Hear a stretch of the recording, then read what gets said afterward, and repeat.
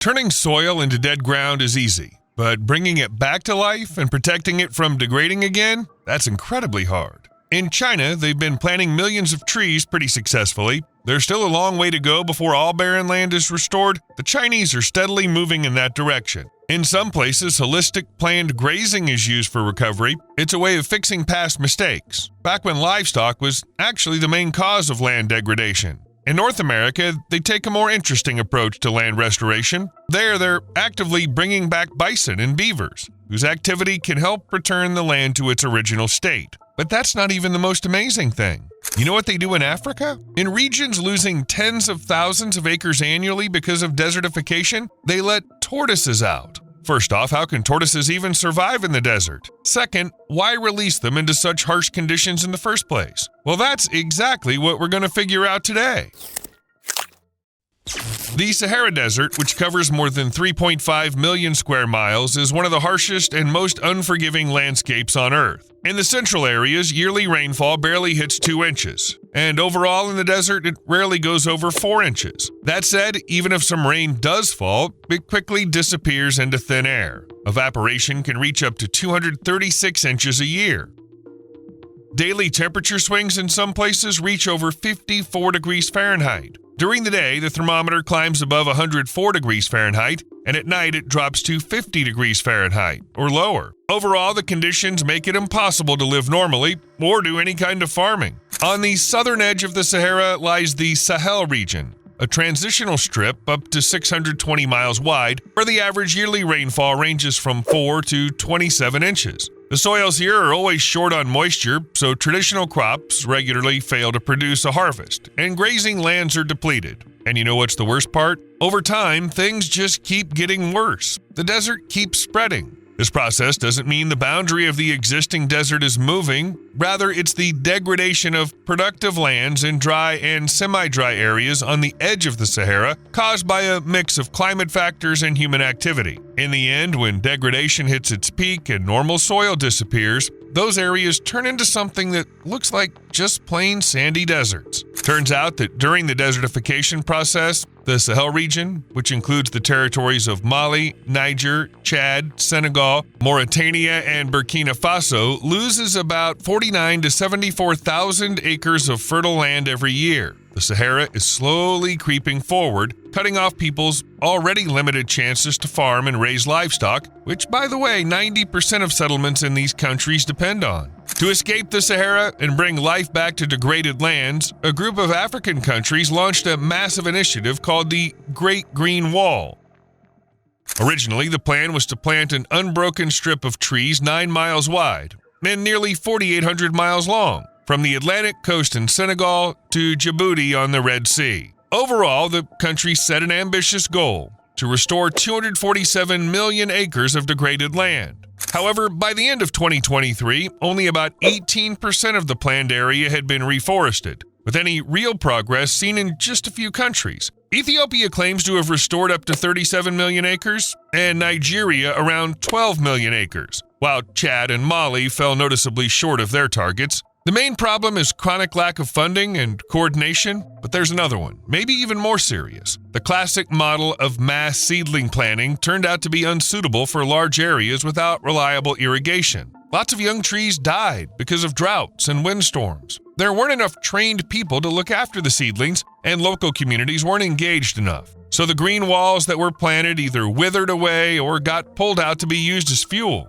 In response to this, the project architects revisited the whole approach, broadening the scope of work. Today, besides planting trees, projects are underway to restore ancient rainwater harvesting systems, introduce agroforestry practices with fruit-bearing crops, and launch initiatives to preserve high-intensity natural regeneration areas. But even taking these adjustments into account, the progress is slower than expected. By July 2024, official data shows about 74 million acres restored, which is only a third of the target. Overall, we need to find other ways to help restore degraded lands and slow the spread of the Sahara, like tortoises?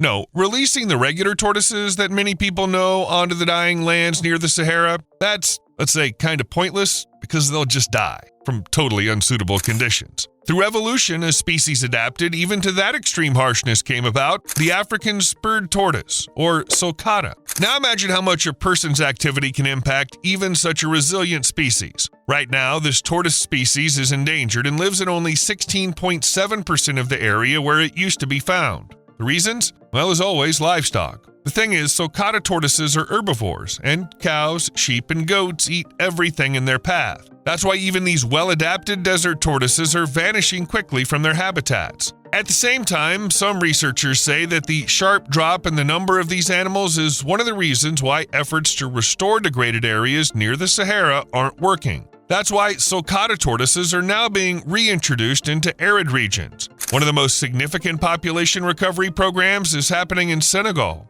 There, the Foundation Ensemble has been reintroducing dozens of specimens into the Ferlo Biosphere Reserve since 2006. It's important to note that the Senegalese program has been a success. 80% of the tortoises survived in the wild, and soon, young ones started showing up. And most importantly, we can already talk about changes. Maybe not large-scale ones, but still brought by these animals to the land that are rapidly disappearing under pressure from the Sahara and human activity. First thing to mention is that sulcata tortoises really love to dig. With their strong paws made for burrowing, they're constantly turning over and loosening the soil, like a natural plow. Now let's move to the Sahel. The land, which is degrading or has already become unusable, is covered with a hard crust that blocks both oxygen and the occasional rainfall. The situation with water is downright grim. It can't penetrate the crust and just flows away, causing erosion in the process. Then come the diggers, sulcata tortoises. In certain spots, they loosen the soil, letting oxygen and water in, which at least gives the land a chance to become a bit more fertile. But in terms of scale, this doesn't compare to proper livestock grazing. The loosening is only local. Why is that? Well, how do you think these tortoises escape harsh conditions? Using their feet, they dig burrows. And not just any burrows. Researchers note that those are massive tunnels stretching up to 98 feet in length and 49 feet deep. There, the tortoise hides from the sun and the heat while also staying safe from predators. Oh, and another thing, these tortoises help restore degraded soil this way. It's really simple. Rain falls, water gets into the burrow, then travels deep underground and spreads far and wide. Due to this, way more underground areas receive their key resource. The same goes for oxygen. It filters underground and spreads through the whole tunnel network, improving the soil even more. As a result, thanks to these tortoises, small oases appear in degraded areas where flora can at least take hold and develop. Sure, they didn't release millions of tortoises in Senegal, but even the initial few dozen individuals can help slow down desertification. And by the way, sulcata tortoises have more to offer. As we've already mentioned, these tortoises eat grass. To be more specific, some species are omnivores, but sulcata tortoises are strictly herbivorous. At the same time, they're among the biggest tortoises in the world. On average, a male weighs around 178 pounds, and some even grow up to 264 pounds. That's why their diet includes a lot of grass. And while munching on it, they actually boost biodiversity in dead zones since they take in seeds along with their food. The seed's journey begins when a tortoise eats it. The tortoise's slow digestion can take days or even weeks, during which it covers long distances. As a result, the seeds end up far from where they were eaten. Also, the seeds might well end up where the tortoise has already dug its tunnel systems, making the soil more suitable for plants to grow. As a result, the seeds get a chance to sprout, boosting the area's biodiversity. But wait a minute, aren't the seeds exposed to dangers when they leave the tortoise? Thing is, once the seeds are outside, they get covered in a kind of armor made of poop. On top of that, there's something else to point out. Where tortoises pass through, the soil gets wetter in spots and also absorbs more oxygen. That's a big deal. But it doesn't mean plants can just take off, since the barren land around the Sahara mostly lacks the nutrients flora needs. Luckily for the soil, sulcata tortoise droppings are packed with nutrients. They contain nitrogen, potassium, and phosphorus. If you watch our videos, you know these are the key elements plants need for proper growth. Without them, plants won't grow even in good conditions. Besides that, excrement is packed with magnesium, calcium, and many other elements that are also super important for plants. And so the tortoise brought seeds to a new spot where tunnels were already dug. That is, the soil was ready. Then come the droppings, releasing nutrients. The result is the moved seeds now have everything they need to grow, turning into little tortoise oases in the middle of the Sahel's dead zones. And what if we imagine a situation where the tortoise hasn't yet enriched the area with its droppings, boosting the nutrient content of the soil? What helps here is that the seeds themselves come out together with the droppings. It turns out that the seed's armor is instantly supplied with everything it needs to grow. So the waste products of these creatures, often all on their own, are basically a bomb for increasing biodiversity. Well, after that comes an increase in the number of animals. Yes, the Sahel isn't exactly a haven for thousands of different species, but still, some creatures do show up in the small oases created by the tortoises. First come the invertebrates, and then those who feed on them. As a result, biodiversity grows from all sides. And once again, tortoise burrows play a very important role. The thing is, they also give shelter from the heat to other creatures that can't stand being out in the blazing sun when the temperature's high. If people don't destroy these little oases, they become a great addition to other measures aimed at fighting desertification. Did you know that endangered animals are often really hard to reintroduce because they struggle to breed in captivity? Well, that doesn't apply to African spurred tortoises, which is why bringing them back to protect a green Africa is literally one of the best things you can do. African spurred tortoises breed surprisingly easy in captivity. With minimal effort in specialized breeding centers, they quickly move on to regular reproduction, and the eggs almost always hatch into healthy young. This fertility makes them one of the most intensively bred tortoises in the world, and greatly simplifies the process of their reintroduction in the Sahel, since stationary centers can release hundreds of young into the desert every year without risking the extinction of the wild population. For this reason, reintroduction work is carried out not only in the Ferlo Biosphere Reserve. In Senegal, the nonprofit SOPTM and the Village des Tortoises Center are involved in this effort with support from the Prince Albert II of Monaco Foundation.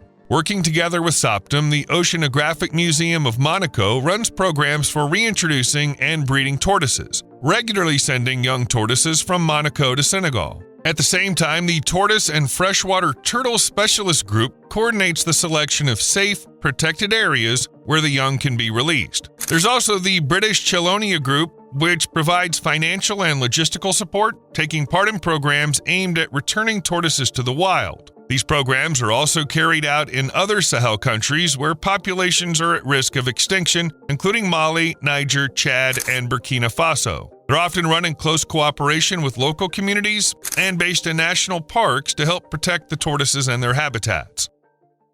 Thus, the effort to save the rare tortoise is a broad international collaboration aimed at preserving this unique species across almost its entire historic range. And in turn, everyone fully understands that restoring the species means saving the territories from the Sahara. African spurred tortoises are far from the only species being reintroduced in the Sahel, partly to help fight desertification. For example, there's this graceful animal called the scimitar horned oryx. Once this species roamed the edges of the Sahara across vast stretches of semi-desert, including the Sahel. The antelopes had this ability because they were well adapted to the harsh conditions. They could go for months without drinking, getting moisture from juicy plant leaves, and withstand extreme heat thanks to their special way of regulating body temperature. However, as so often happens, humans got involved. Widespread hunting with firearms for meat and trophies, along with the rapid spread of livestock competing with the oryx for food, led to disaster. By the end of the 20th century, the International Union for Conservation of Nature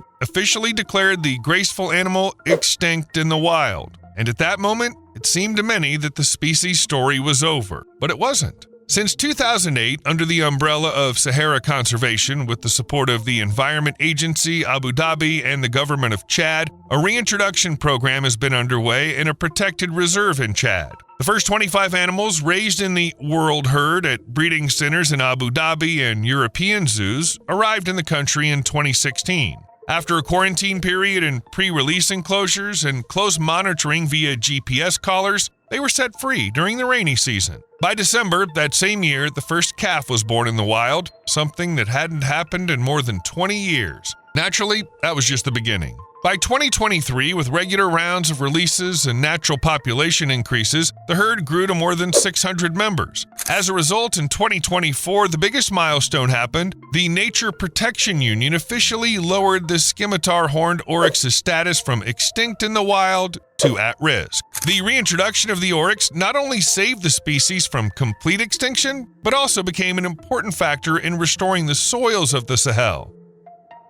During seasonal grazing, oryxes loosen the surface crust of the soil, leaving behind depressions that trap rainwater. This improves moisture retention and creates favorable conditions for the germination of cereal and shrub seeds. At the same time, their droppings supply the soil with organic matter and boost the activity of beneficial microorganisms in the topsoil, which improves its fertility and resistance to erosion. Along with other restoration efforts, the presence of oryxes helps create green patches right in the heart of the semi-deserts, kickstarting a self-sustaining ecosystem that can gradually grow and slowly bring life and fertility back to the largest dry region on Earth. It's the same story with the North African ostrich. Members of the species once roamed, in particular, across the vast Sahel region. But then intensive hunting for meat and eggs, along with competition with domesticated animals, took their toll. As a result, the species has completely disappeared from the territories of many countries in the region. The same organization, Sahara Conservation, along with its partners, started restoring the ostrich population in Chad. The first birds, raised in semi-enclosed aviaries and fitted with GPS collars, were released in 2016. They were followed by regular waves of releases and careful monitoring of survival rates, which exceeded 85% during the first years of the young birds' lives. Alongside the project in Chad, similar programs kicked off in Niger. Here in 2016, they developed a national strategy for breeding the North African ostrich and put into use the country's first solar egg incubator, which allowed about 50 birds to be raised in 3 nurseries. And all of this is not just about restoring the species population. The distinctive-looking animal loosens the hard-packed soil while searching for food and also creates shallow pits where moisture gets trapped when it rains. These end up like little micro-ponds where seeds of grasses and shrubs have a chance to grow. The ostrich, just like the other animals in today's video, produces manure. And in the end, ostriches create fertile little micro-oases where lots of plants grow. And now imagine if all 3 species, as well as the others we didn't mention today, were present in the Sahel region like they used to be. Chances are, combined with tree planting and other solutions, the Sahara's expansion could have been almost completely stopped. Good thing people are getting better at understanding this, so the fight against the great and terrible desert goes on.